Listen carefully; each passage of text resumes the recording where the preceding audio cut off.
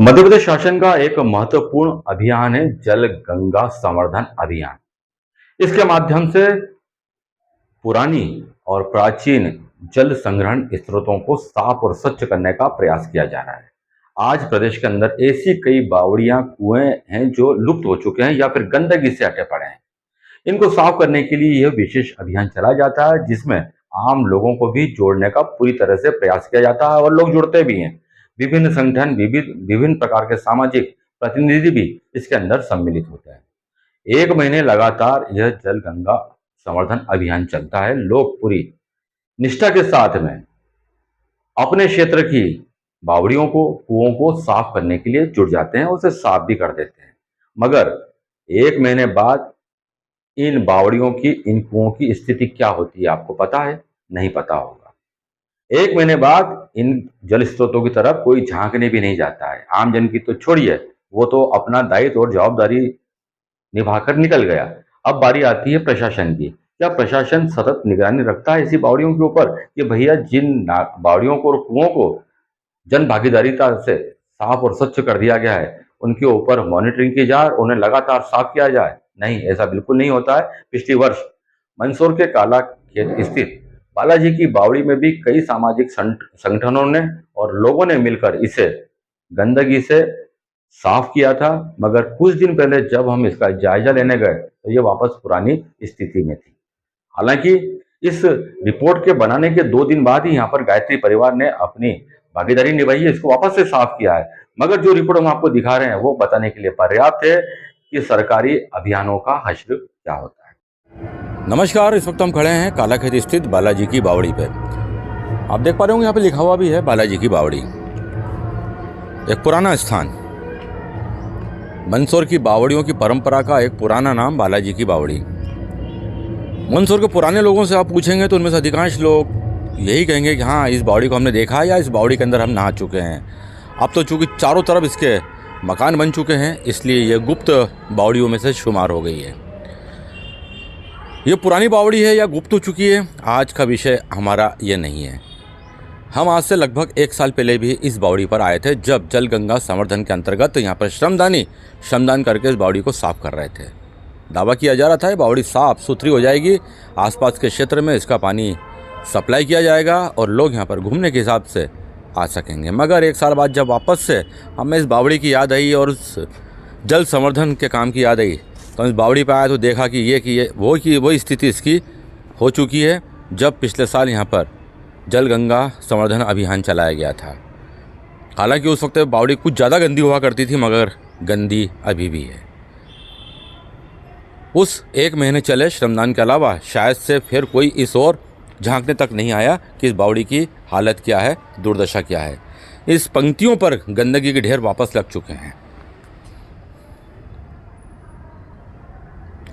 इन पंक्तियों को बड़ी शिद्दत के साथ में श्रमदानियों ने और नगरपालिका के कर्मचारियों ने मिलकर इसे साफ स्वच्छ किया था।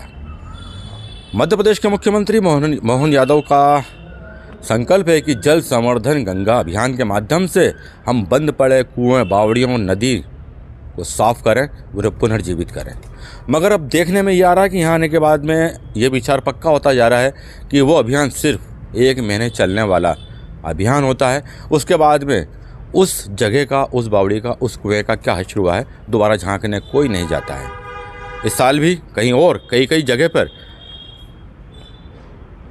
जल गंगा संवर्धन अभियान चला है और लगता है कि सिर्फ वो 1 महीने के लिए ऐसे पुराने कुएं, बावड़ियों, तालाबों की सुध ली जाती है और फिर किसी फाइल की भांति वो एक कोने में पड़ी पड़ी धूल खाती रहती है।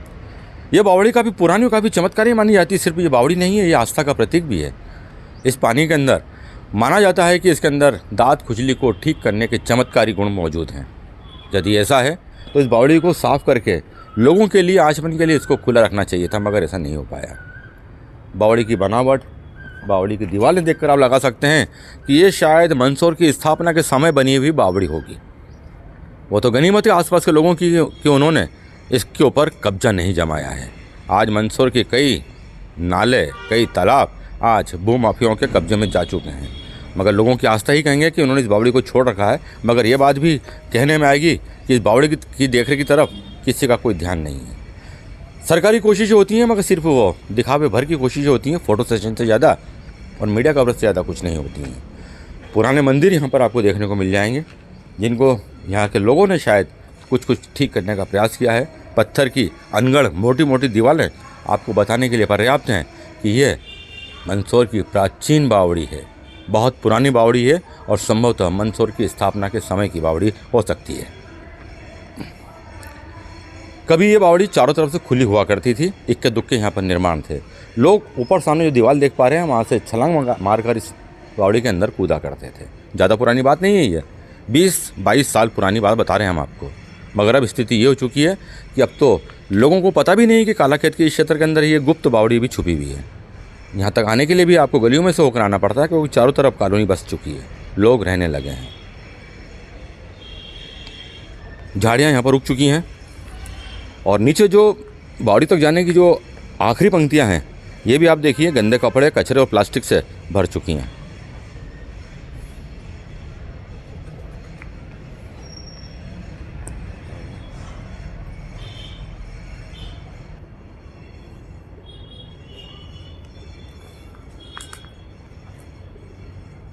कुल मिलाकर यहाँ पर आप आते हैं तो यहाँ पर आपको गंदगी के सिवा कुछ देखने को नहीं मिलेगा, इसलिए आप दोबारा यहाँ पर नहीं आएंगे और ना ही किसी को आने के लिए बोलेंगे। सामने आप देख पा रहे हैं ये भी एक मंदिर हुआ करता था, मगर चूंकि पत्थरों का ढेर इसके ऊपर गिर चुका है और पास में कंस्ट्रक्शन हो चुके हैं, इस कारण ये भी पूरी तरह से जर्जर हो चुका है।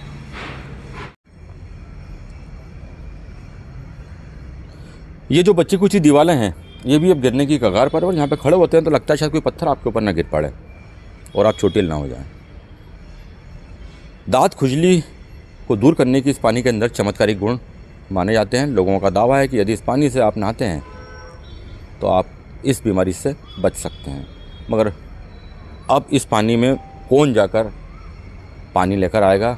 अब तो शायद जानवर भी यहाँ पर आकर पानी पीने की कोशिश नहीं करते होंगे क्योंकि पानी इतना गंदा बदबूदार हो चुका है कि इस पूरे परिसर के अंदर आपको बदबू फैली हुई नज़र आती है।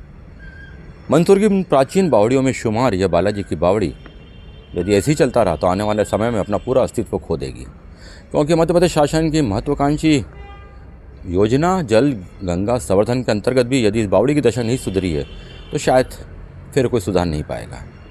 उस वक्त मुझे याद है कि 1 महीने तक यहाँ पर लगातार श्रमदान चला था और नगर के कई समाज सेवी संगठन, समाज और कई जागरूक नागरिकों ने यहाँ पर आकर श्रमदान किया था, बावड़ी को साफ़ किया था। बावड़ी का पानी कांच सरीखा हो गया था और लग रहा था कि बावड़ी जीवित हो चुकी है, लोग यहाँ पर आने लगेंगे और इस पानी का उपयोग भी हो सकेगा। मगर शासन और वो श्रमदानी तो सब भूल चुके हैं कि 1 साल पहले हमने क्या किया था। खैर उनका विचार अपनी जगह पर ठीक है, मगर आज हमें इसकी याद आई कि चलें इसकी हालत देख के आते हैं। तो बड़ा दुख हुआ कि जो 1 साल पहले हमने यहाँ पर गंदगी से पटी हुई इस बावड़ी को देखा था वैसी की वैसी बावड़ी आज भी है। यानी कि उस 1 महीने के दौरान जिन लोगों ने अपना श्रम किया, समय दिया, अपनी भावनाएं इसको समर्पित की, वो सब इस पानी में जा चुकी हैं, इस गंदे पानी में जा चुकी हैं। तो आने वाले दिनों में हमें कोई उम्मीद लगती नहीं कि यहाँ पर वापस से कुछ हो सकेगा, क्योंकि जब मध्य प्रदेश शासन की योजना के अंतर्गत इस बावड़ी का कुछ नहीं हुआ तो फिर आप हमारे सोचने से इस बावड़ी का कुछ भी नहीं हो सकेगा।